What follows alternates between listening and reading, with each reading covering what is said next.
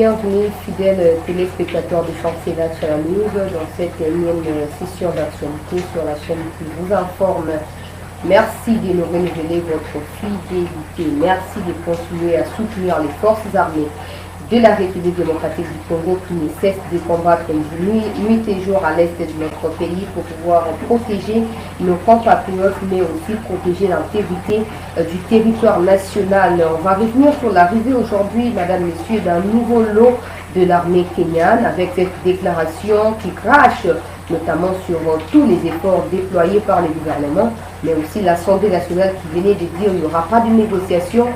Les chefs des opérations de l'armée kenyane a notifié ou a noté devant la presse qu'il est d'abord question de prioriser ou privilégier la voie diplomatique. Ils ne vont pas combattre, ils vont sécuriser l'aéroport de Goma, ils vont sécuriser les Congolais au niveau de Goma. Les M23 n'arriveront pas à Goma, mais ils sont là en attendant les négociations qui doivent avoir lieu avant de pouvoir commencer quoi que ce soit. C'est carrément se moquer de nous. Na uzabango na loposo ya nzoto sa kolata ga na uzabango na nde ya kosimba bango na ndenge esengeli na koyesa pe mokonzi ya mboka soki aponi kotrahi o Congo akoyeba ete bisika azali ayeba yango ete trahison ekofuta ye pe na trahison ayeba yango malamu. Il ne peut pas et il n'a pas le droit de tomber dans les mêmes erreurs. Il y a kabilisme, Goma et Kwea. Et puis cette fois avec cette humiliation, c'est pas nous qui parlons, mais c'est les Kenyans qui parlent. Ils sont carrément comme des Rwandais et des Ougandais. On ne sait même pas les différencier. On ne sait même pas si parmi eux, en fait, il y a des Rwandais qui sont venus et qui ont déjà renforcé les M23.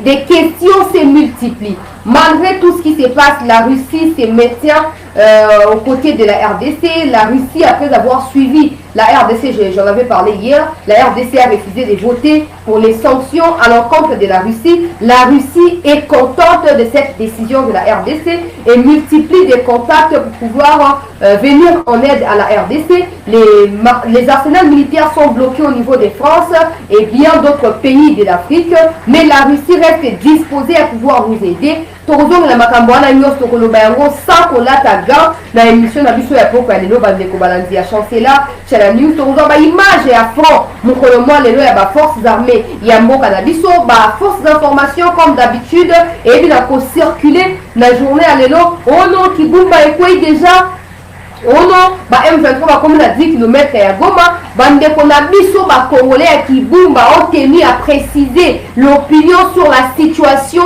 Chers Congolais, Kibumba ezali kaka na maboko ba FARDC, Kibumba mobimba ezali na maboko ba FARDC.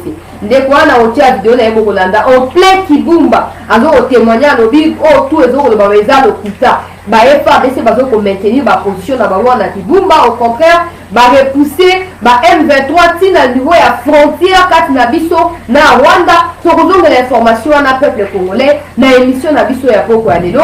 Bon ministre Daniel Aselo alobi ete MONUSCO esengeli asala profil bas. MONUSCO ko travailler aux côtés ya ba FARDC. C'était pour population azali na kanda. Alors MONUSCO pour payer les prix à colère il y a population parce que le pays est humilié par ses partenaires. MONUSCO ne peut que faire profil bas et observer ce qui se passe na ba FARDC na niveau ya terrain. Pour l'appel ministre Daniel Aselo au cours ya émission la biso ya poko ya lelo ba professeur ya ba université ya Congo, membre ya enseignement supérieur et universitaire o ba bengi esu ba kutana Moindo Nzangi bakutana ki lobby et les déjà lobby Moindo Nzangi oyo ayebi na postulana bango Moindo Nzangi ministre ya esu peuple congolais ba yebi na ministre ya esu ba lobby il faut formation militaire et comme obligatoire à partir de l'année prochaine. Étudiants non ça doit s'inscrire et c'est gouvernement a négocié esu na ministère de la défense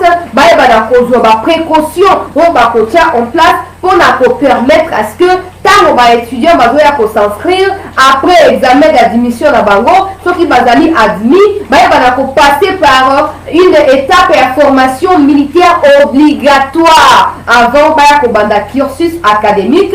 Pour la déclaration de Bango dans l'émission, la mission est pour aller le Nandero Fayulu n'a évité ce réseau comprendre que l'heure n'est pas aux divergences insensées, l'heure n'est pas à une opposition qui manque de vision claire, l'heure est à la mobilisation générale autour de nos forces armées, l'heure est à la mobilisation pour faire face à la communauté internationale qui veut nous imposer les dialogues avec la présence de l'armée kenyane sur notre sol, que Tshisekedi fasse les mal ou les biens, il s'agit de notre pays, il ne s'agit pas de Tshisekedi. Bis nous allons majoritaire que Tshisekedi, nous allons majoritaire que Bao Bazo ko diriger biso, à tout moment nous allons diriger ma décision à Bango pour la bonne biso, soit nous allons souder, nous allons motiver, nous allons clair et déterminer la ambition à biso. Alors l'obligé des alliés mokolomo nene, auto kuta na bipai nyonso oyo tozwami mpona koyeba na kotambola liboso ya basiège ya Nations Unies, ya MONUSCO, ya ambassade nyonso ya Occident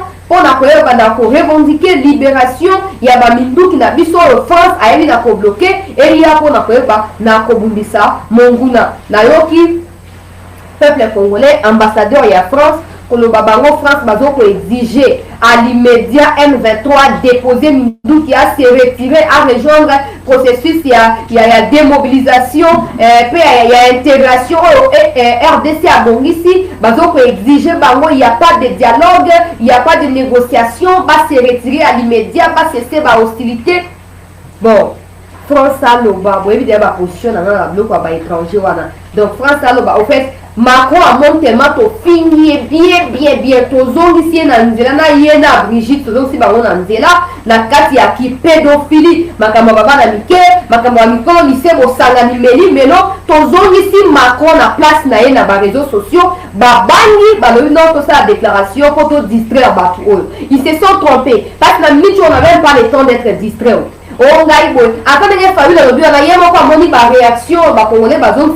J'espère que Bissika Azali a zongi giga.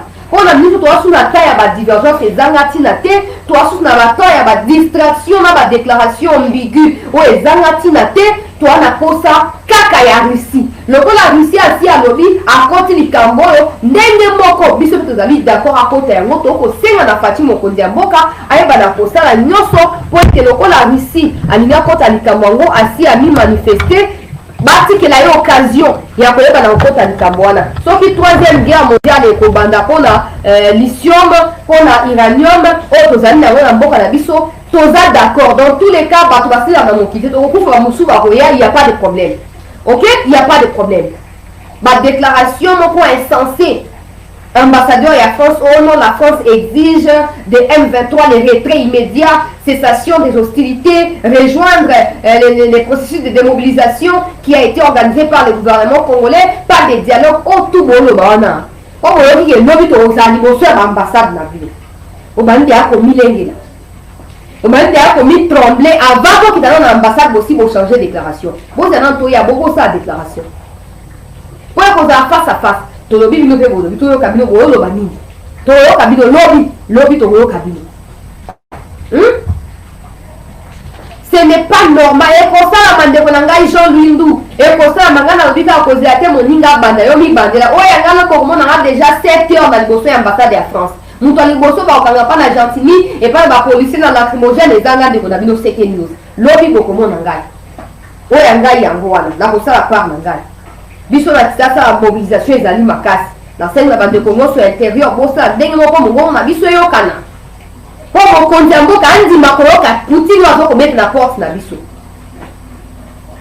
bande ko balanzi ya chancelier Tchala News ambassade ya France alobi azoloba na ba M23 ba se retirer na ba position na bango ba cesser na ba hostilité ba déposer Minduki na d'urgence ba na correction de processus ya démobilisation ou ya gouvernement congolais ba na koyoka mbela au gouvernement a pesi parce que la France soutient la position de la RDC. On ne peut pas dialoguer avec les terroristes. Au moins quand on a tout le bakawaki bon mot qu'on désigne les kamakabunos dans ton marché France a se prononcer. Aganti siko la déclaration na yetu zonga to funding ngume to bosani likamote ala musi biso makasi sans que ayeba ala musi biso na nguya nyoso non to tambolité France asi a mi prononcer boko ka pe no États-Unis a komi prononcer boko ka pe ba MONUSCO ba komi prononcer mais nai no to tambolité au moins basi ba comprendre que ba yaka na ba bloc moko ya imposition imposer bino ça au bango ba didi bon on a choisi faut qu'on dit ma bonne négocier. Maintenant ils ont compris qu'ils ont face à eux des jeunes hyper mobilisés, hyper déterminés.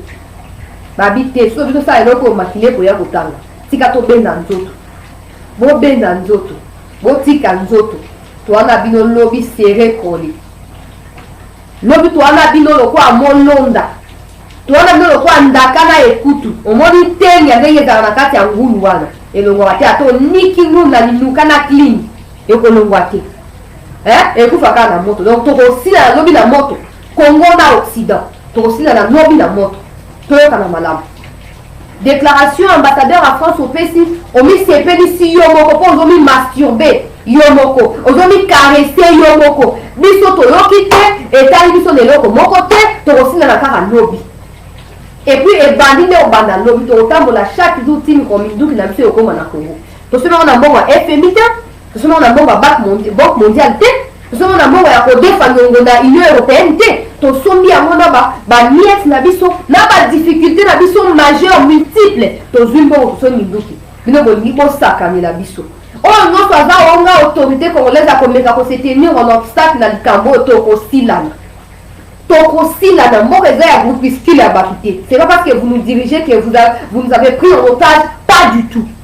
Tokosilana bato wana lobby Macron atala biso en face ayebisa biso na mwasi na ye ya konuna wana soki biso toza un état français oyo tozalaki colonisé na bafrançais tozali un moins état to mpe un sous-état par rapport ya France ayebisa biso en face comme ça tosengeli tosimba banzoi tobetela makofi lobi tokosala tosobongwami déjà na bapolisi oyo bakoya na divagation tuka bozala ya na maîtrise na bino oyo te na ye na ni oye na obwaka lacrymogène ngana nango tina tieka loboko boyo na yo bokei na yo na lacrymogène bokei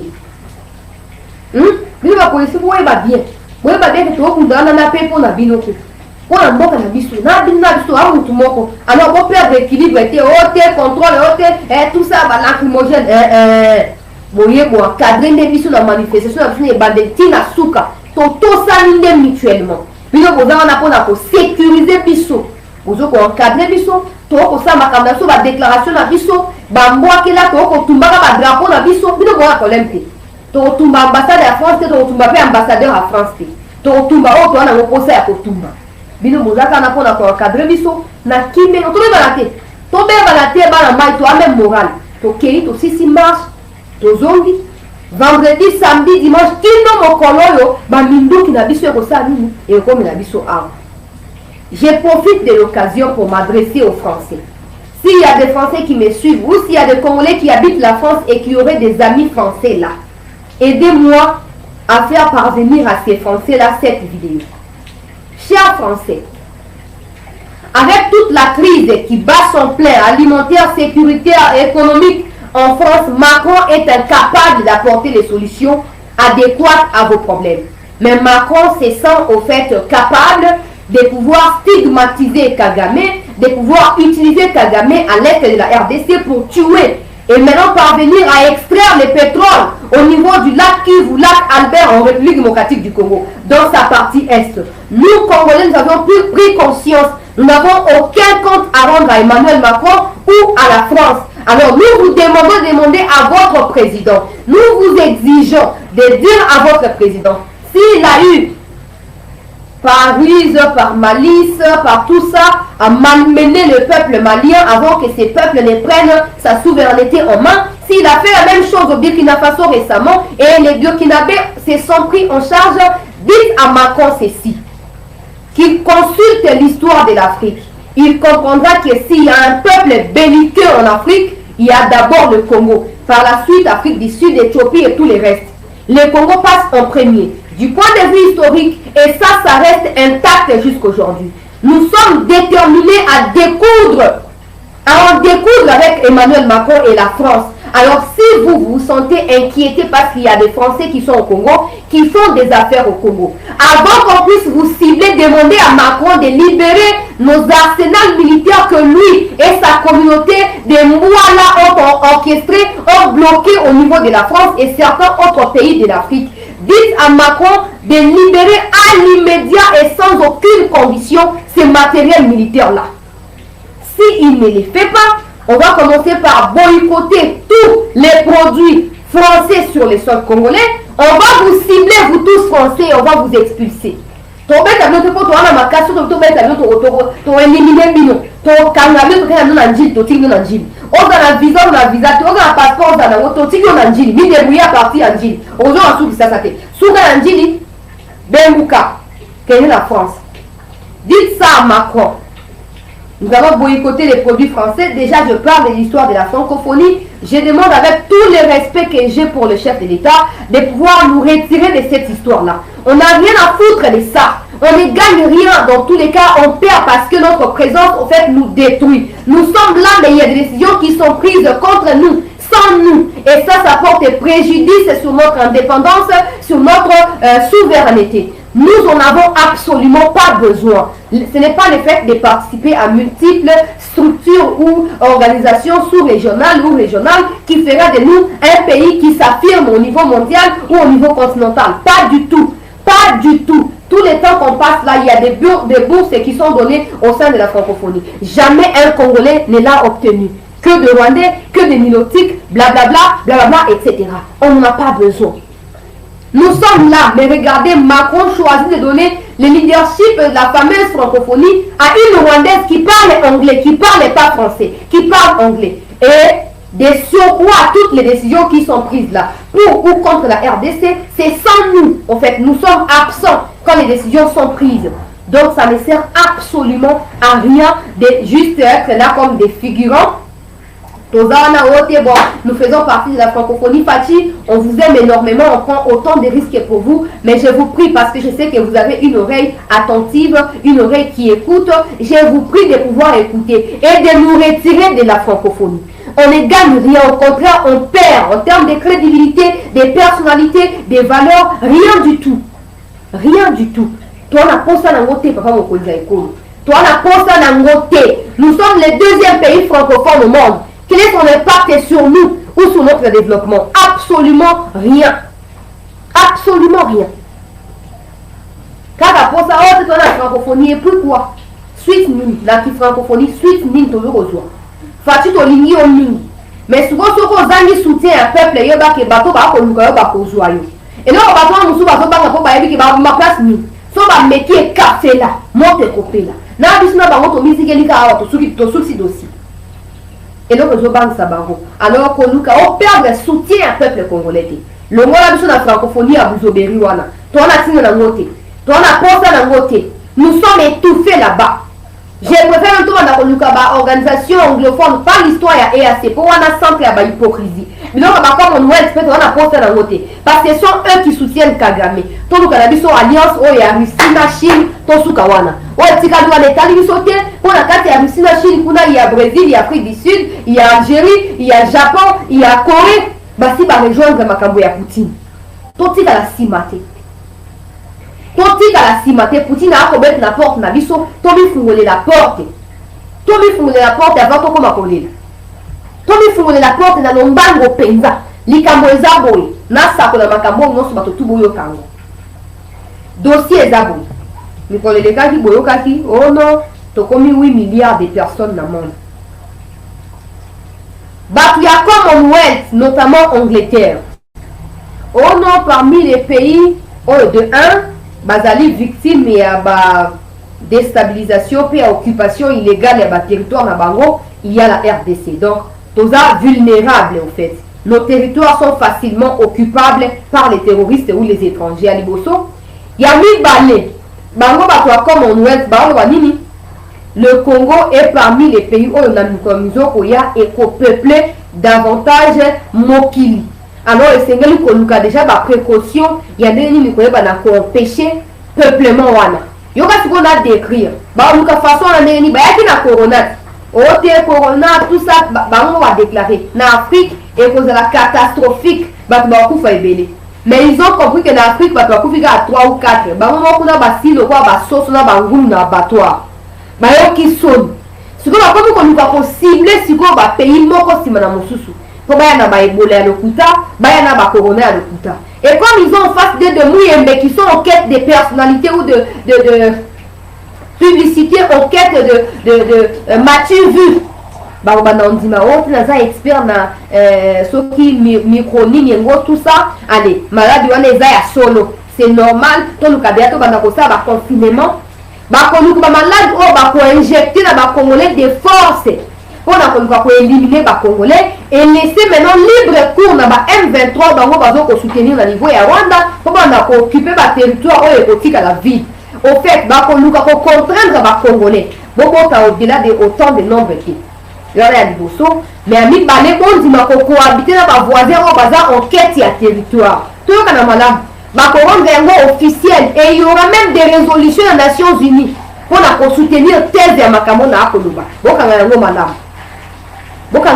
malamu donc bazoluka ndenge nyonso baétouffe Congo na vision na bango Félix Tshisekedi lokola azali 100% congolais azokobundisa makambo wana bazoluka sikoyo baécarte degré ou de force bakei koluka koya koforce biso bacongolais tondima financement ya baélection na biso moko ntango bondima financement eza kwa komiti na kati ya JBC na bango na makasi bokobima te so bango babimisi bino te na 2023 sikoyo eloko nini ekosalama Tshisekedi aza contraire koorganize baélection na miso tozokoloba awa aza contraire kosala yango soki alingi baforce ye na bacoup d'état te ya liboso situation ya sécurité ekoconstitue argument majeur te mpona koconvaincre bango mpo baélection ezala repousse jamais à moins que bondima konégocie na ba M23 yokanga malamu bondima konégocie na ba M23 so bondimi konégocie na bango bobandi première étape ya intégration na kati ya armée kopesa bango certains territoires bopesa bango bachef bakoutumier bachef baquartier bachef baceci chef cela na miti oso bopesi argument ya koreporter baélection pour 1 an 2 ans bakondimela bino bakosoutenir bino mais soki na makambo wana nyonso na akoloba awa ya liboso baye na bavirus na bango boboyi kondimela yango ya mibale baye na financement ya baélection boboyi kozwa yango ya misatu boboyi organiser ba élection na délai constitutionnel parce qu'il y a des problèmes à la sécurité bon na de gauche à droite bango ba ko forcer bino na nyoso ba ko sala bon ba analyse bango ba sala monde bon ba analyse bango ba sala ba média na bango wana bolanda ba ko forcer bino de 1 bo quitter pouvoir de 2 bo négocier bo zasko na choix te so bo li pouvoir ko le kamboka bo ko négocier na ba terroriste yoka siko place na ko démontrer likambo oyo bamemi EAC bato ozali kuna dominance anglais au fait à dominance anglaise donc langue ezali dominée kuna ezali anglais bapays mingi ya EAC bazali bapays anglophone batindi bato ya EAC boyoka na otia elo yokokolanda ye batindi bango papo baya kosuna baye FARDC bakunda bazwa kimia batindi bango mpo baya kose tenir en zone tampon donc bango bazala mpona komultiplier bacontact mpe banégociation na baterroriste mpo baterroriste bacontinue kodemere na baterritoire oyo bazali mais bakóma na goma te entre temps bamenace ekose multiplier contre république pour république afléchir genou andima kokende na dialogue na bato wana et on finish objectif na bango ezala atteint nayebisaki bino précédemment que bato wana ya EAC bango baza en fait bana bitinga ya Nations Unies ils ne peuvent pas se déployer dans un territoire ou un autre sans accord ya communauté internationale oyo babengi a priori Nations Unies bato nyonso ezwami tokende te tosala nini te bozela no toyoki ke Poutine azokota kuna te soki bokei ntango Poutine akota bakoboma bino te bozela nani tosala ndenge nini toluka totia pression sur bango to maintenir embargo ntango bakoluka baya konégocier tokokosa bango ke tozotraite recours na bango tokodéploye bino comme ça bino bokoforce bango bandima dialogue boyoka bien makambo na wana bawa eza bajete bino bokoforce bango bandima dialogue bino bokozasipo na négociation na baterroriste bobana siko korapporte yango médiatiquement mpona kodécourager peuple congolais peuple azali motivé po to réussir cour na biso il faut to affaiblir motivation wana comme ça peuple akomona ke danger ezali goma elingi ekweya bakosenga na gouvernement na bango mokosala nini ake konégocier toyoka na malamu bandeko na ngai laso na akobenga na patriotisme na bimi lokola kizengi mais baoyo baakolandaka suite logique ya actualité na chaîne oyo baase rendre compte ya degré ya likambo ndenge ezali na bien bato ya EAC baza lokola basubstitut ya nani ya Nations Unies baza na lokola lisu ya Nations Unies na kati ya bapays ya Afrique Est wana batindi bango erreur biso osali awa ezali ya kondima kote na likambo wana po mutu moko yokufela biso aza te tokufa biso na biso mpo na mboka na biso mutu akosa bino teke o te touti EAC touti SADC touti Nations Unies toye mutu akufela biso aza te. Nous sommes les seuls à comprendre l'ampleur et l'impact de ce qui se passe sur nous et sur notre pays. Personne ne peut venir défendre notre cause sans misomoko. Yango na ko baba fa une discours moko superficiel. Mukolo yo ko ma président na brutalité yo za na ngwana. Je suis sûr que ata Kinshasa ko kweya, Bandundu e kweyi, Congo central e kweyi, Équateur e kweyi. To qu'est-ce qu'on négocier ko ba faiblard moko boy ko to na choix. Bazalaka comme la brutalité bongoté. Donc si tu comprends que Monguna est une communauté internationale Simaya Rwanda. C'est fini, on n'a pas à s'entretuer ici. On n'a pas à s'envoyer des pics, tout ça, non, on n'a pas besoin. Tout le monde dit ça, même à l'étranger, on a l'Ikambo ici là. L'Ikambo ici là. Mais bon, là on s'est mis, là on a comme Moutouboué, Moutouazalitina. Là on a fait changer mon point de vue, on a fait un vote. Mais bon, quand on a validé, on a deux battraites. Bon, quand on a validé, on a battraites, nous sommes allés pour eux. Basali nini ba déployer EAC na bien mot très bien EAC na rocha général na bango chargé à l'opération ou a fait déclaration lelo abi bango ba yenda nous pona ko bundate ba yepona ko promouvoir volet diplomatique. Ils sont là pour sécuriser l'aéroport et à Goma, pour sécuriser le peuple et à Goma. Si on a évité les journalistes en face na bango topé moutou et ça a bien à éviter. Pour Goma, ils ont la carte à Nord Kivu. Kivu va faire Nord Kivu. Ou tu veux Nord Kivu. Si vous voyez qu'après la Goma, non, retournez. Rentrez chez vous. Rentrez chez vous. Pour pour sécuriser Goma. C'est insensé. C'est insensé. Il y a un autre but. Vendredi passé, la première force au Bakitaki, la Bunda qui est au côté à FARDC. Mais après, on a se retiré Mbalamoko. Donc, on a mis tout. Lobby Kenyatta, lobby, il n'y aura pas de dialogue. Sauf que M23 va se retirer d'ici quand on va s'allier. Lélo, on va force au Bazali déployer lobby. Avant M23 va se retirer, c'est le dialogue et se poursuivre. N'a évité. N'a évité. Ce qu'on a c'est que Uhuru Kenyatta, malgré le fait qu'il soit choisi comme facilitateur, il n'a pas du pouvoir ou il n'a aucun dictat sur William Ruto. On a yende président légal à Tindiba Force et à Sebayana. C'est paradoxal et contradictoire. D'un côté, la RDC ne peut pas dialoguer, de l'autre côté, la RDC doit dialoguer. Ça ne marche pas comme ça. On comprend maintenant que Batoa et assez au Baye, pour la Kobundate, Baye pour la Kosa, il faut imposer Bisso, pour forcer Bisso pour aboutir à un dialogue avec les terroristes. Or, les pires dans ça, avec cette allure-là, ils peuvent même eux-mêmes prendre les M23, il faut. On a aucune déclaration à M23. On a aucune déclaration à Bango. Ils sont capables de rejoindre Batouana, Bayena, Bango, na Goma. Bakwa ici Goma. Oh non. Goma et toi. Vous avez un choix de bon négocier. Fati. Papa. Bah oh bah l'igno hein. Bah quoi il sauve vérité. Bah quoi il sauve vérité. Au moins de nous tous na vie soit sali erreur. À se rendre compte qu'ils ont acquis erreur. Il faut aller contre la carte, il y a optique et à changement. Tu peu importe les prix à payer, il faut aller contre la carte, il y a option et changement. Mais si on dit que non, on s'en a nous erreur, on continue la carte, il y a EAC. Optique à bango va pousser biso na dialogue na ba terroriste. Papa, on ça la pire que Kabila. Et puis on trahison na yo cause la pire. On écoute on sait que l'État est on est la gare centrale. Ba Congolais à la province tout ici ka bazali toyer mutumba bata suka na moyo moko yebi. Omoni yo ndozana ata ekenchi sekeni wa mulumba papa akosepela na yo te atoza mwana akosepela na yo te tolingi yo mingi. Mais tu comprends que quand on a EAC qui erreur, si vous mieux ressaisir avant que trop tard et trop. Tu dis aussi ma moutoute. Toi si manayo, mais ce qu'on décevoir biso que repousser peuple à andima babloko EAC azoko ya nangwana et vous avez bien que yoka mutu ya EAC yemo makambo alobi yoka mutu ya EAC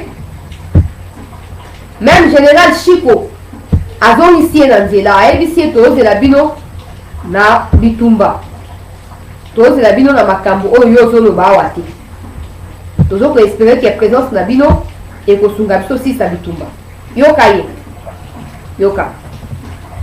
And the first priority was the political process. Currently, we have Rwanda in the Nairobi process. Sometimes, war does not necessarily mean peace. You have pursued democracy. The second on that track is very critical is the issue of disarmament and demobilization, not only targeting M23, because we see our focus will be on M23. We have over 120 armed groups within there. And they have instigated significant degree of peace. If these two tracks fail, then we automatically transfer.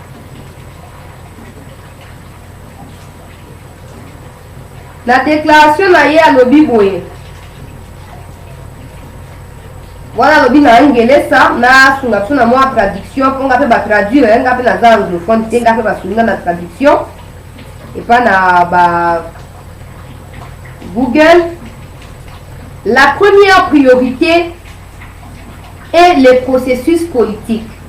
Nous avons les processus de Luanda et celui de Nairobi. Le plus important, c'est la paix, mais nous priorisons la diplomatie. Les combats pourraient intervenir par la suite. Donc, bango banye, on a prioriser diplomatie au Fatier, on a discours le 3 novembre, à reconnaître l'échec peut la limite à la diplomatie. Abandi bitumba sikona komitu na mokonzi mboka oza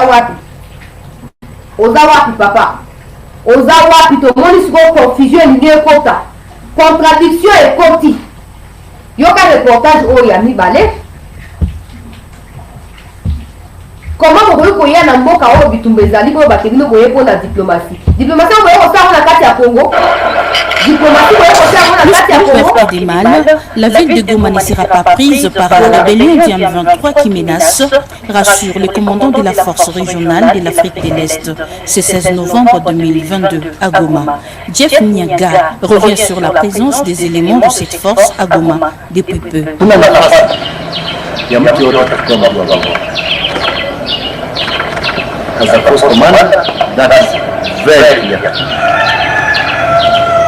We are here to protect and defend Goma International Airport, including the forces.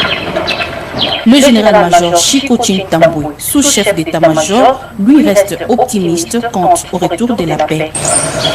Beaucoup de choses vont changer et nous allons évoluer dans une mission offensive afin de ramener la paix dans notre pays, la RDC. Nous avons comme priorité le M23 et cette agression rwandaise, y compris les restes de l'air aussi, et les restes de groupes armés locaux qui pullulent dans l'Est de la République avec votre appui, avec l'appui de la communauté ouest-africaine. J'espère que nous allons ramener la paix une fois encore. Merci. À Goma, séjourne une grande délégation officielle du Kenya, dont l'ambassadeur Georges Nassafou et peuple congolais. Yazoloba, Goma et Kokweyate, ils sont la priorité zali diplomatie, processus il y a Rwanda, il y a Kenya, bazoko prioriser nanu dialogue, les dialogues doivent se poursuivre, les temps Kimia et Kota et par la suite, soit Kimia et quantité à travers un dialogue, Nebitumba et Koeba Salam. Si vous avez bénéficier de la confiance à 100%, il y a peuple congolais, on a monié Azali tellement déterminé à à répliquer sans attendre qu'il y ait comme une rumeur. Azon se dit toujours pour espérer que la présence na bango aussi sabitumba. Ça n'a rien à voir avec les dialogues. Ça donc ça chiko chitambo ya. Na donc ça chiko mobimba ye moko siko boyoka et bandeli ya déclaration ya chiko. Bon comprendre réaction ya chiko immédiate. Aboy ke ote comme aobo na boete azongi se li mbala moko. Nanda. Sur la chef, qui est des forces commandées de la force régionale est-africaine. Régionale, bienvenue chez nous. Au nom du peuple congolais, au nom du président de la République et du chef de l'état-major, j'espère qu'avec votre arrivée, beaucoup de choses vont changer et nous allons évoluer dans une mission offensive. C'est d'amener la paix dans notre pays. Nous avons évolué dans une mission offensive. Évoluer dans une mission offensive. C'est d'amener beaucoup de choses vont changer et nous allons évoluer dans une mission offensive. C'est d'amener la paix dans notre pays, la RDC. Nous avons comme priorité le M23 et cette agression rwandaise, y compris les restes de l'Rc. Et le reste des groupes armés locaux qui publient dans l'Est de la République avec votre appui, avec l'appui de la communauté est-africaine. J'espère que nous allons en amener la paix. Boyoki, alors bien clairement, ensemble d'être pour évoluer la mission offensive, défensive, mais offensive, donc attaque. Au moment, langage mususu, c'est comme un langage wana différent wana, et que vous pouvez prêter à confusion. Mais cela ne nous empêche pas de pousser loin notre réflexion sur la vraie mission des unités de l'EAC sur les territoires congolais. Toboy na piège. Toboy na piège. Mikonzi ya mboka bisika bozali tosengeli boyoka biso. Toboyi kokwea na piège batu wana baye kosala nini. Patrick Mouya, ministre ya communication et médias, kozela te que ba rumeur est circulé, ba information ya lokuta ezala partagé, bongo zwa temps ya koya kosala biso briefing. Ba yena babandi mosate ya koyebisa biso clairement mission na bango toyebi ke eza ya 6 mois. Mais mission na bango ezali nini? Poko ekomi contradiction, mboso kodia alobi yango epai na Uhuru Kenyatta. Ayebisi epole alobi no, tokoki kodialogue ata mokolo moko te na baterroriste. Ba force armée ya Kenya baye koloba langage mosusu par rapport ya Kenyatta. Uhuru Kenyatta pour avoir accepté cette mission délicate de facilitation. Nous sommes venus répondre à l'appel de la paix. Il a pris cette charge pour essayer de ramener la paix avec le concours de tous les hommes de bonne volonté. Ben, nous sommes venus répondre. Nous sommes venus lui dire ce que nous pensons pour que la paix revienne d'une manière durable et définitive en République démocratique du Congo. Le peuple congolais, c'est un peuple pacifique. Le peuple congolais veut vivre en paix, en fraternité, avec tous les États voisins. Ce que nous lui avons dit reste entre lui et nous. Nous attendons, c'est la paix. L23, c'est un groupe terroriste. On ne négocie pas avec les terroristes. Voilà. Il faut négocier avec les terroristes pour poser des conditions. Déposer les armes. Voilà. On ne négocie pas avec un mouvement terroriste. En tout cas, avant la spéculation et s'est multipliée. avant ma contradiction et se multiplier. Quand on dit que l'objectif n'a pas pour déconcentrer le peuple congolais, pour démotiver, pour démobiliser les Congolais. Comme ça, les leaders sont inconscients, pour profiter de la langage de la diviser les Congolais. Tout ça divisé et pendant ces temps, M23 va déclarer la carte à Goma. Maintenant, le gouvernement sera contraint d'accepter à dialoguer avec eux. Tolingi makambo wana te tolingi surprise désagréable te. Fati bitumba nyos na mokili ekanisaka makila. Il est plus que temps ya kotia avion na hélicoptère de chasse nyos en action bombarder kaka bakufa bakobika on n'a pas de choix. On n'a pas de choix. Il est temps ya koyoba na bombarder bango. Tondimi to ke biso os ba ka to ke CPI. Tondimi ambo kana biso. To to kufela na CPI comme ça ba kota sibana biso ba famille ba sali ba kamuna bango ba za poste ya kusala. Fati, il est temps à couper sa mot d'ordre. Tout l'hélicoptère est bombardé davantage quand il y a Bangouna. Et ça, madame. Mais il faut que nous sachions que l'hélicoptère avion de chasse. Ton limite au violet, Bamibé, Kwango, to panza, Bakamunyoso, Tozana, Kona, de la Moutoute, et un bon canabiso, Toké, au Bunisa, Bango, Bangote, Bango, Baye, Polukabiso. Il faut tout me défendre, Tina Souka. Il faut tout me défendre. Toké, la Bango, Taonate. Mon amour, Chikwa, si à Mobi, Ango. Toza on a la mission offensive. Baro bazali na dictionnaire kuna mobeta offensive ni ko loba nini. Tozali wana ko subir pe ko luka ko dialoguer, tozali ko attaquer pe ko si sera nguna dossier ya bandaki. Yo va communiquer ba M23. Baningi ba semer diversion na kati ya ba congolais. Yango moni ba chef na bango ba yaki mbangu fatia ya mabango pour ba se rassurer que discours na bango tango ko bima. Il y a inquiétude de mon côté. Tout un homme à l'âme. Discours où il y a M23 et là qu'il y a un complot au Kagame Nigasa contre tout au bazar dans le territoire congolais. Bako exterminer bango, bako quoi ça problème Nicolo ya bamikondi à Congo. Il y a un moment leader ya M23. Ya kimbangu fati to limito se garantir pour la sécurité na biso. Si vous avez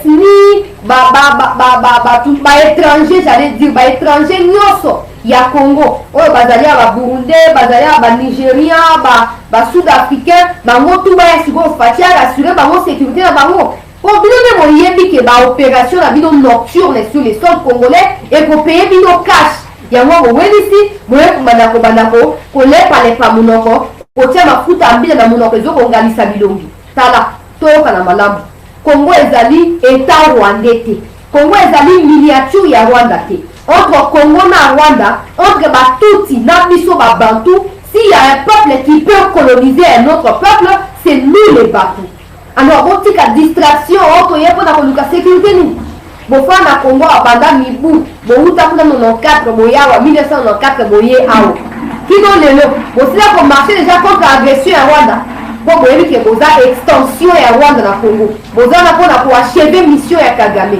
Mais vous avez na Kagame, na bido ba mission na Congo. Vous avez la souka ya bomo. Vous avez la souka ya mokili. Distraction, vous avez comme exposé bino moko. So nous avons bon OK, ba toi M23 banani baza ba soutien la bango na Congo. Vous fani vous OK to ke ko la ça ba to so ke biso yo to la ba soutien. Au moins dit bino. Distraction na diversion ko ni otia wana et simbate. Et pour Simbaté, Boké pas Fati ya Bibino. À ta déclaration, mon sali contre M23 exact, contre Kagame exact, marche, bozo ko manifester. Roubero a qui comme ça culte ya ba secte na bango kuna ba sangisi ba na bango FCC. Webini ba invitation ya tindeli ba ko ya ko sambela ko na malheur ya Congo ko nzamba ko ma Congo. Azu na fort invitation à tie couleur ya drapeau ya Rwanda. Atie 3 couleurs, il y a drapeau, il y a Rwanda. Na fond, il y a invitation. Na invitation, on a retrouvé sous l'image wana moko. Na la kisengo. Na ba congolais nyonso. Bango ba kwa luka protection. Bazo ko seme insécurité bango motala. Tala couleur, il y a invitation. Rubé watini. Batu baki ko participer na culte. Il y a ba monde de ténèbres contre RDC. Tala yango. Tala ta bino moko. Tolo ba te. Bolo ba ote. To ligi to yoko luka sécurité na loka bo. Suko no mi tuna. Bino ba Bruno Tshibala, ba na ba culte de personnalité au Bokendaki. Botali invitation na kati botikali ko zo réflexe mon côté. Attends, on doit qu'il réflexe sur les chantiers. Le roi a dit que c'est invitation à la couleur, il y a drapeau et à Rwanda. Bon, comme ça, déclaration, bon, c'est désolidariser dans le numéro. Bruno Tshibala, voté qui patriotisme, la vie de la FCC. Malheur, ma bicho, et aussi la communauté internationale, d'un côté Rwanda, mais de l'autre côté, Bruno Tshibala. Débauché, il y a eu des pestes. Teka personnalité. Il y a Titi Bissika d'aller à Zoko Lianama et Misu. À Zoko, il y a eu des pestes et pestes, une occasion pour comme premier ministre. Le Fouti Congo en monnaie de singe. Tala couleur, il y a drapeau. Il y a Rwanda. Batou Aboye. À part victimisation, basé dans le message, nous tous pour partager. Si vous complot au Rwanda, vous contre Bango na Bango, au fait des plans, Congolais, Congolais, vrai Congolais, Tuti. Et Tuti, comme on était là, Congolais, pour exterminer Tuti, pour un message de xénophobie. Nous sommes tous ça, nous sommes tous Toti on pour ma xénophobie. Et nous avons xénophobie, c'est le remonté. Au Bonzoka, nous avons déterminé au Bino Bozani. Alors, on tire une distraction, et parce que les seuls peuples au Bawa na Misika Baoute Zara Bino. Balinga Baluka Bayam de la Masum Bakota Lola. Bino Boluka Boyingi Samasumu, Bokota Congo. Kokamo. Il y aura communiqué à M23. La direction du mouvement du 23 mars informe la communauté nationale et internationale de ce qui suit. Les M23 soutiennent les efforts incessants de la communauté internationale à travers l'Union africaine et la communauté de l'Afrique de l'Est pour la solution politique afin de résoudre pacifiquement les conflits en cours dans l'Est de la RDC. ESA clair, communauté internationale, Union africaine, communauté Afrique de l'Est, ESA bloc et bateau va imposer les missions de dialogue. Aujourd'hui, on va avoir aisement. Processus politique. Au moins, les binos. C'est dans le baquet. Dans le baquet. Na bino, na ba Congolais va faire croire bino qui beaucoup résister si na soukawana. Bon miye bela. Pour les abos. Hein? Donc si la soufati a décidé pour la mission, donc ma décision mission mon total place au soukana bino. Total. Vous continuez à arrogance wana. Oh, communauté Afrique de l'Est et Union africaine, processus Yanini. C'est, na basa commentaire mon soutien na soukiwana. Na continuer la discours na bango.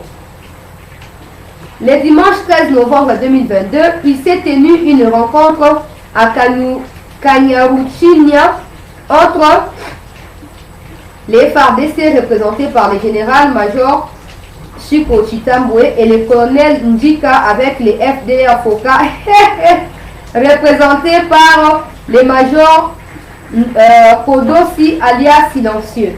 Cette rencontre contre les Tutsis du Rwanda en 1900 Tutsis du Rwanda atteste la collaboration en cours entre les gouvernements de Kinshasa et les auteurs du génocide perpétré contre les Tutsis au Rwanda en 1994 et reconnu par les Nations Unies.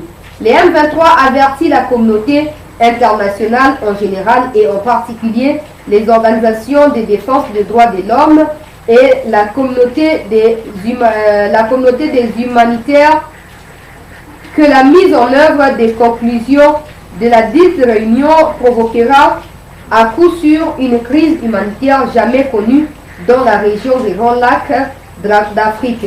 Les M23 maintient sa stratégie défensive tout en garantissant la protection des populations civiles des zones sous son contrôle contre les attaques de la dite coalition. Les M23 réitèrent son engagement au dialogue direct avec les gouvernements congolais pour la résolution pacifique du conflit dans l'est de notre pays. Toutefois, dans l'est de la RDC, les M23, vous n'avez pas des pays au Congo. Dans l'est de Nini. Ah, Nzambi Nangai.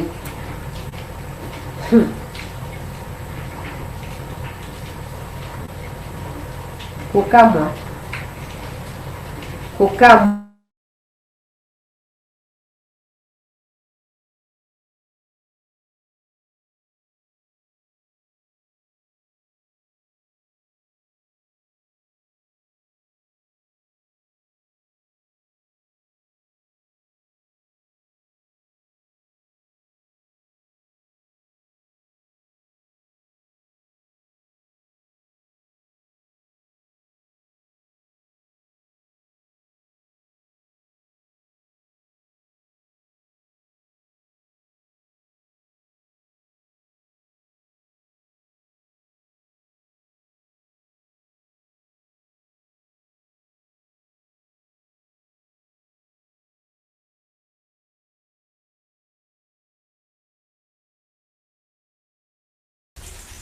ba M23 o to protéger ba population na est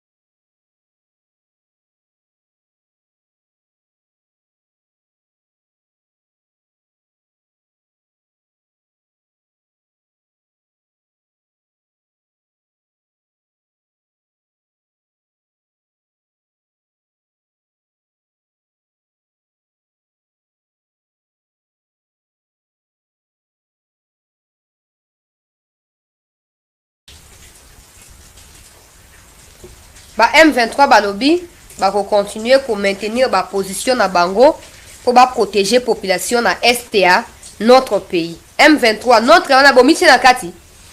Boki ma Rwanda poni, boki ma dictature Kagame. Boki ga na Uganda. Ba mutu ba mutu moza bane bona bino batuti bo bana kuna bobongisa kuna.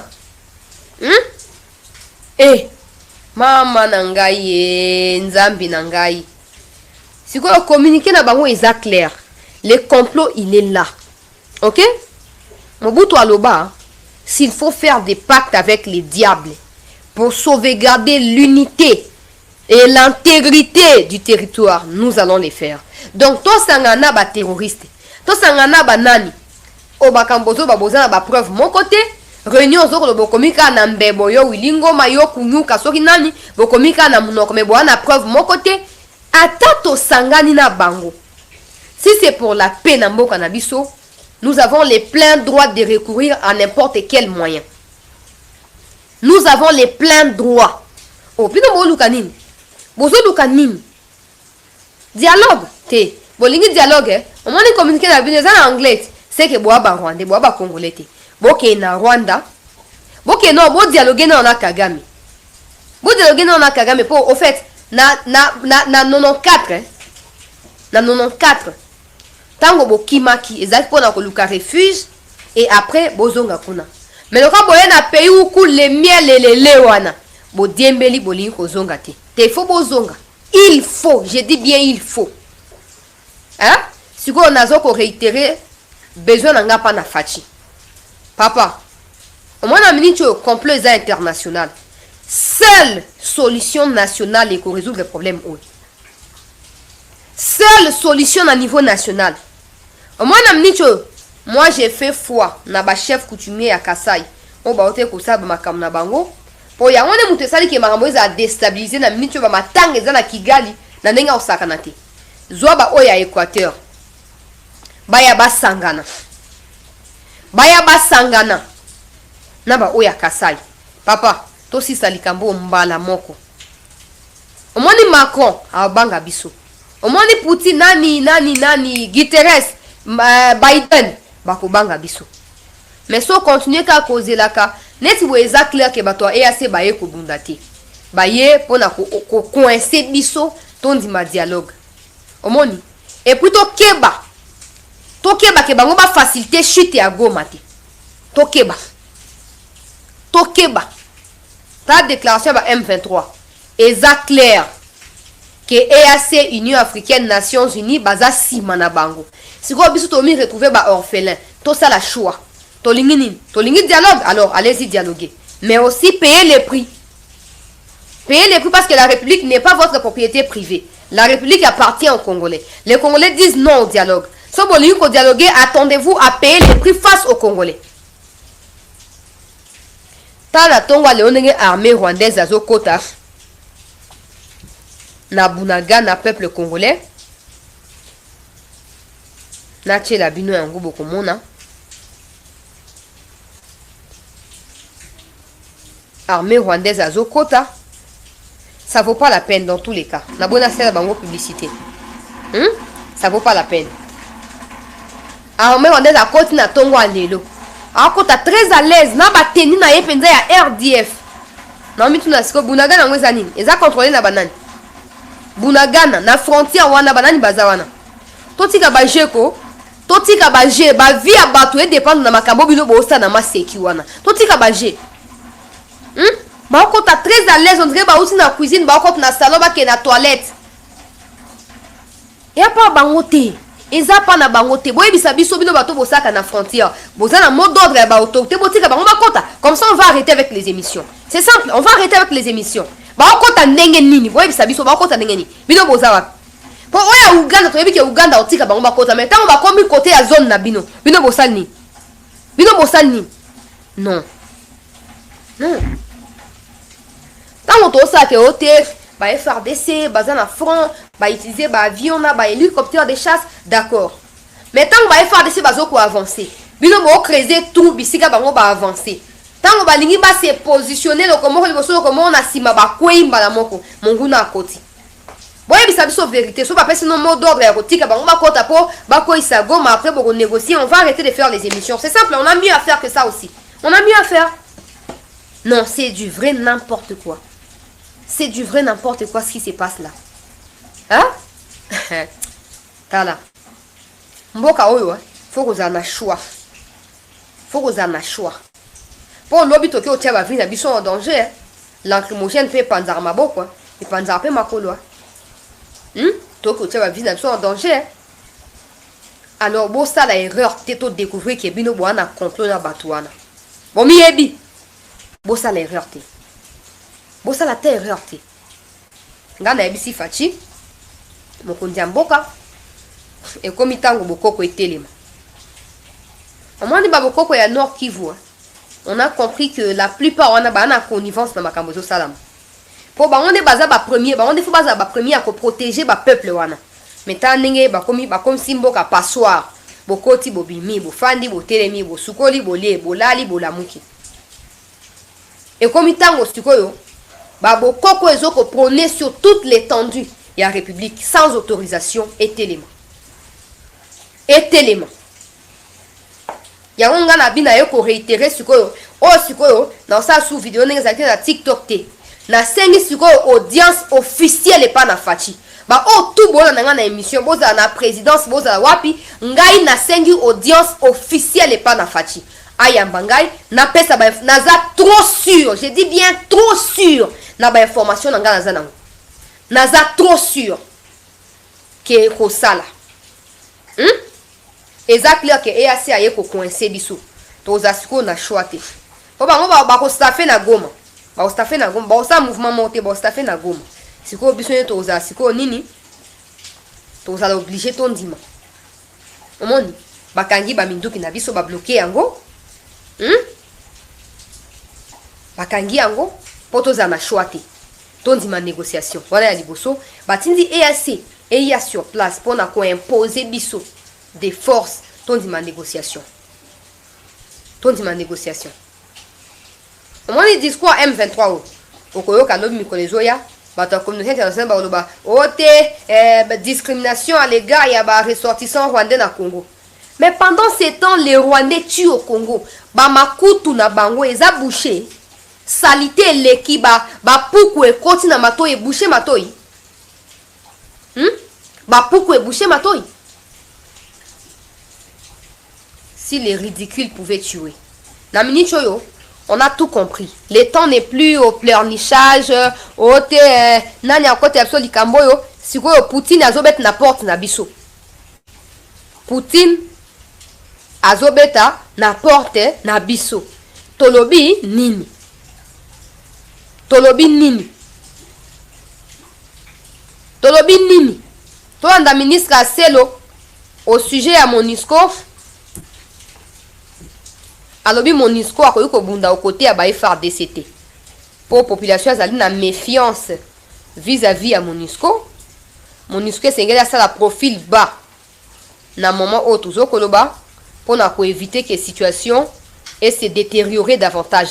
Landa Daniel Aselo na kati ya déclaration oyo à l'issue à réunion na ba membre ya gouvernement. Monisco se retrouve en difficulté de pouvoir agir. Grâce à ce sujet, comme nous avons fait le travail, nous le faisons encore aujourd'hui pour que à l'intérieur du pays, il y ait une tolérance.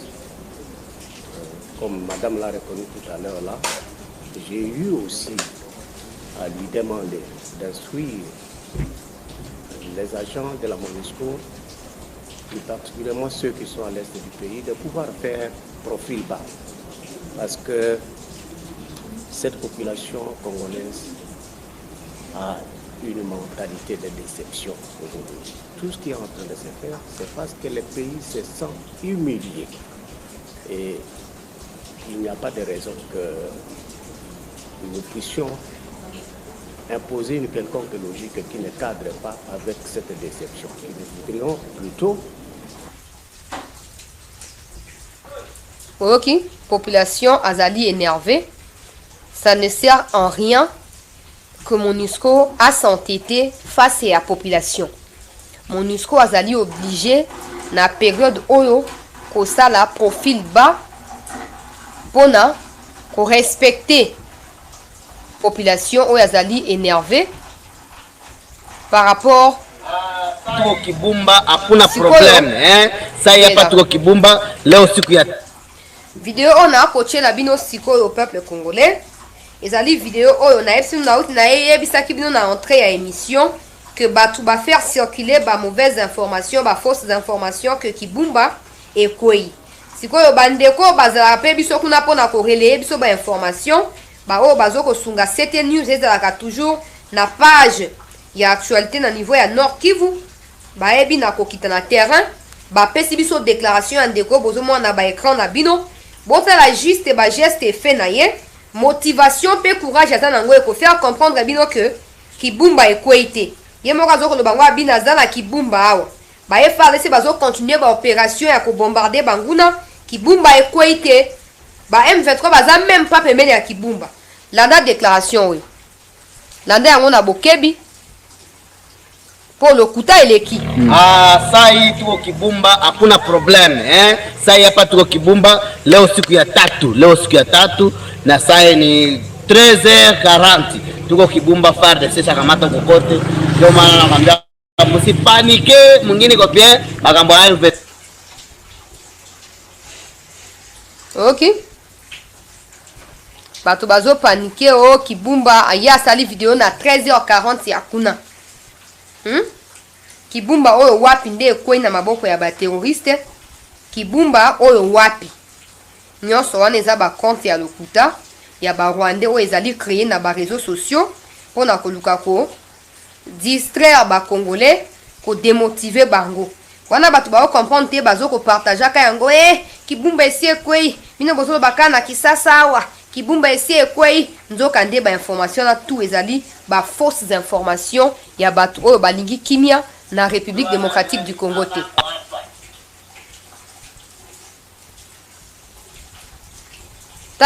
Taka esengone long na ye sai Kibumba hakuna problème sai hapa tuko Kibumba leo siku ya tatu na sai ni 13h40 tuko Kibumba FARDC chakamata kokote. Ndio maana nakwambia msipanike, mwingine kwa pia makambo hayo M23 na boyoki bino moko Kibumba pona ba bobenga kinga bomande ko tuna nga na esa kimno boko taka na émission na poko ande na opesa bino réponse. J'espère que boza suko na réponse na bino et ba tension na bino e mataki wana. J'espère que kiti. Information que zara ya ko landate. Faut que luka toujours na source, il faut toujours ko lukaka ko sa nini ko vérifier information. Attends yoki ote moi na ndeko nanga zaka na goma pesa information, rien ne prouve que moi ndeko na waza sincère. Moi ndeko na ko za pe membre ya M23.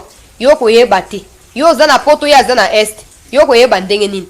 Landa élément oyo bazo ko proposer les gouvernements de l'enseignement. Bazo ko proposer les gouvernements pas na ba profession ya ba université était inscription à l'université et comme asikoyo assorti d'une formation militaire obligatoire na ba candidat nyonso. Landa yango. Supérieur et universitaire. Les acteurs du secteur de l'enseignement supérieur et universitaire, à savoir le président du conseil d'administration, l'administration centrale, les services spécialisés, les présidents des conférences des chefs d'établissement, les recteurs et directeurs généraux présents à Kinshasa, réunis ce mardi 15 novembre 2022 dans la salle de promotion de l'Académie des Beaux-Arts de Kinshasa, sur invitation du ministre de l'Enseignement supérieur et universitaire, Son Excellence Mohindo Nzangi Butondo, pour examiner la situation préoccupante de l'heure, conscient de la menace qui pèse sur l'intégrité du territoire de la République démocratique du Congo. 1. Déclare leur soutien total à l'appel à la mobilisation générale lancé par le président de la République, chef de l'État. 2. S'engage à mobiliser toutes les forces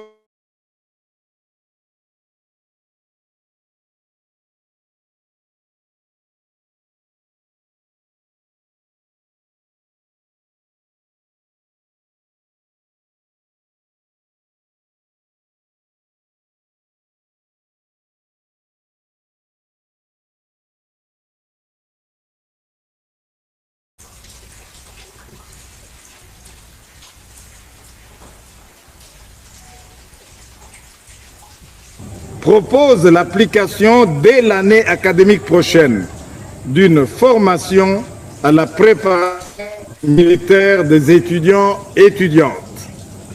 4. Affirme leur disponibilité à développer des modules de formation civique, patriotique et militaire en concertation avec les services techniques compétents. 5.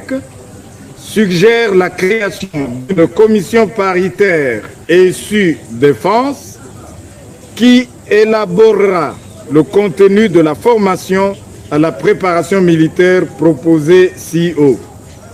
6. Réaffirme leur détermination. Voilà, en concertation, n'a service nyonso, il y a un renseignement, sécurité, peut service nyonso compétent en matière de formation militaire, bango, corps académique, professoral, il y a enseignement universitaire, bazoko senga ete, sikoyo po mi komisana G1 na ba université nyonso ya l'État, et sengeli oyeba na kokota naino na formation ata ya sanza motoba, o etali makambo ya kosimba minduki pe kobeta munduki, nde yambo ete bandimisa yo oyeba na kokende bongo kokota na université pour na cursus académique.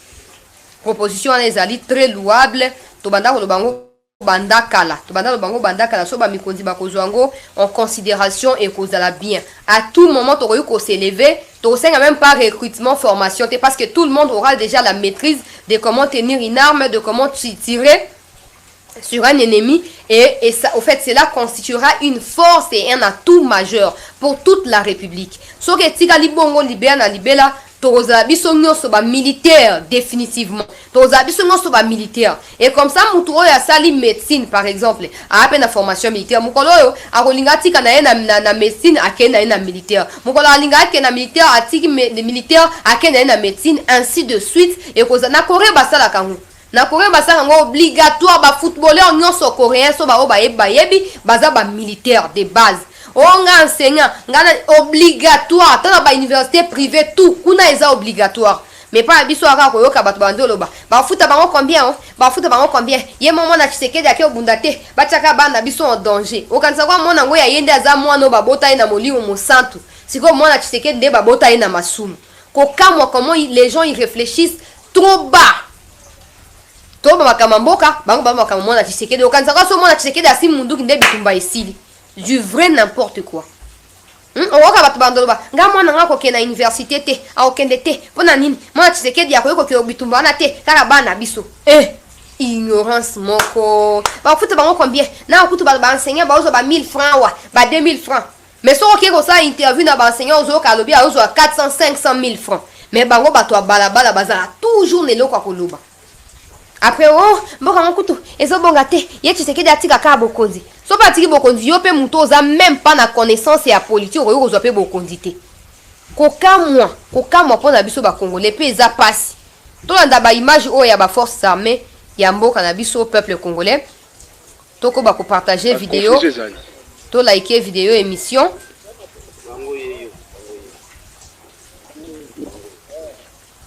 OK na mani bango batele mawana sekoni bango takina kule kaje nani papa mon cher bango ba dini deta boko tete kuna tima kuna loka ken ami bango yo ba dini na gauche na droite ya mosquée là le bosse ça ennemi unasema bana demander kile papa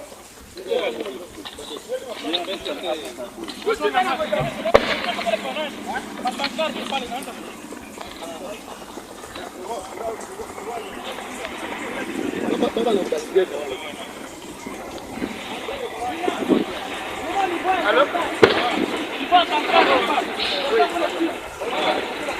Ok. Nani aido. Omani banda kwa sana kia wana.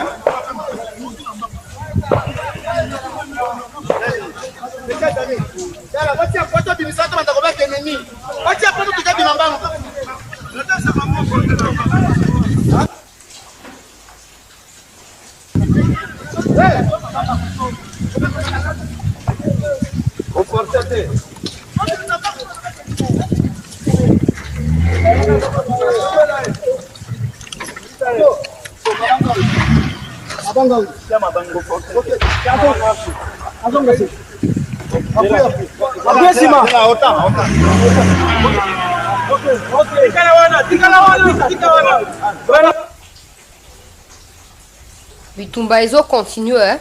Bandeko na ngai ba congolais tous à décourager te que ote de quoi ba fausses informations ezo circuler. Prenez toujours le soin de vérifier auprès de moi tout comme auprès de n'importe quel journaliste mususu o boyebi qui appelle ça information malamu pona mboka na biso ba oyo mususu oyo ba somba mawana te. Po ba wa otikaka jamais ko peso info a bien ko décourager ko kufa na tension pamba eloko eza na ngote ya ko siyo. Tension Mathieu équité Mathieu pona bi kende bozana bolingi mboka na bino mingi alors botiaka matoi na bino koyo kaka batu ya buzoberité bato basombama na ba officine politique ya mboka na biso te boza toujours koluka ba information ya malamu alors ngai nazo continuer bandeko balandi ya chancelier na dossier oyo to beti c'était na oyo etali complot na niveau international contre mboka na biso. Maintenant, pour remédier, toujours on sa proposition ni na mokondi mboka. Ya liboso poto to sama poto asuna boto si mon côté motozo ko to sabisote. Ministre Selo Autu Koloba awa était le pays est humilié par la communauté internationale, le peuple est énervé. Mutungo soit yebi yango. Siko pona ko parler na situation yo esengeli ko sala nini. Mokondi mboka. Si vraiment oh, tous les gens ont information que yo zali plus que déterminé aussi ça makambo na nzela ya bitumba. Nga na yebi yo naza ba idée. Naza pe na bateau na yebi. O ba ko kenda likambo tina suka. Makile tanga etanga te na bitumba nyonso ata bobu na voisin oyebi te makile ko tanga tout moment. So de ko tina bitumba se ko ndimi danger wana.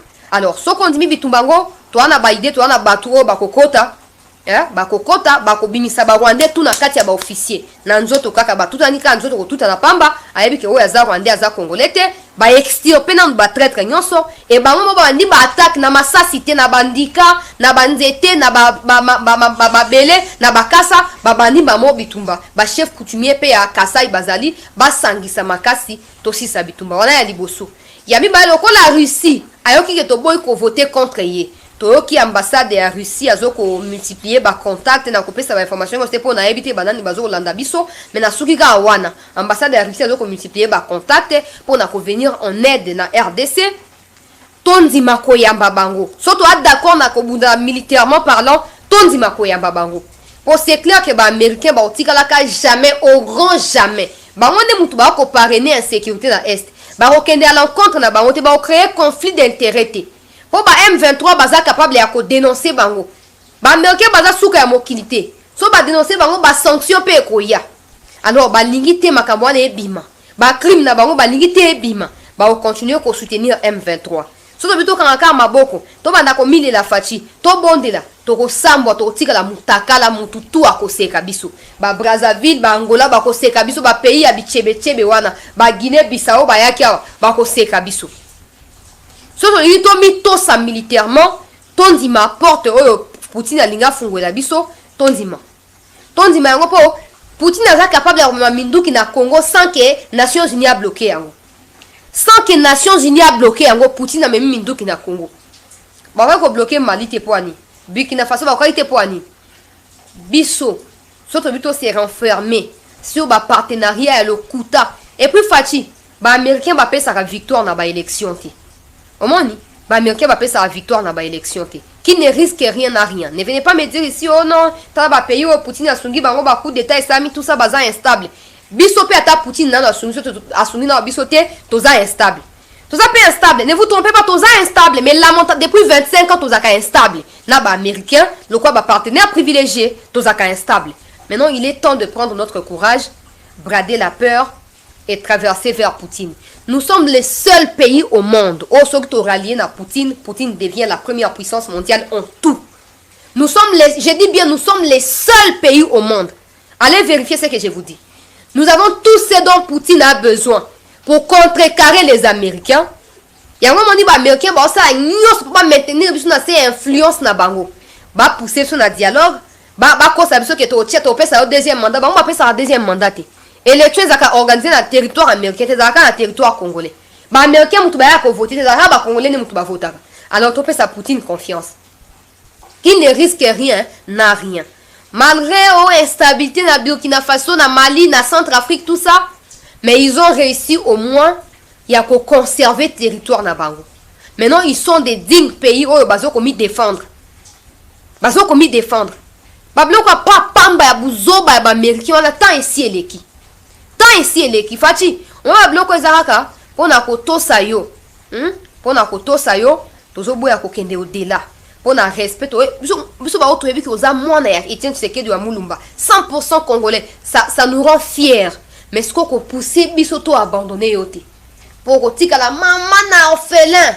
Et puis bato na ba kosa o baba na kosa bato tout ba leka avant yo ba on ba na Laurent Désiré ba éliminer ye ba na moi na Laurent Désiré ba écarter moi na Laurent Désiré ba ngo pe wana ba luka ba konta na contact na yo ha ba kosa yo teo ba mukolo o moni Kabila ou ya Joseph na Mobutu ba longwa facilement pour na nini pour peuple uni bango malgré soutien bazaki na on a communauté internationale mais le fait que peuple azaki simana bango te communauté alinga qui a imposé l'eau à l'encontre et à peuple était pour éviter bain de sang. Pour nous toujours on va utiliser la intention na ba sentiment ya peuple. Ba utiliser la réaction na biso pour bango ba na ko agir. Koti ke la bango nzela te.